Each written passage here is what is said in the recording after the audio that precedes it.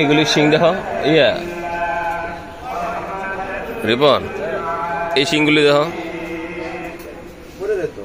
না ওরা যায়, ওই যে একটা ফলাই দিছে দেখছি, যে একটু শিং আবার কেমন জানি না। হ্যাঁ, ইয়ের মতো, হরিণের মতো, ছাগলের মতো।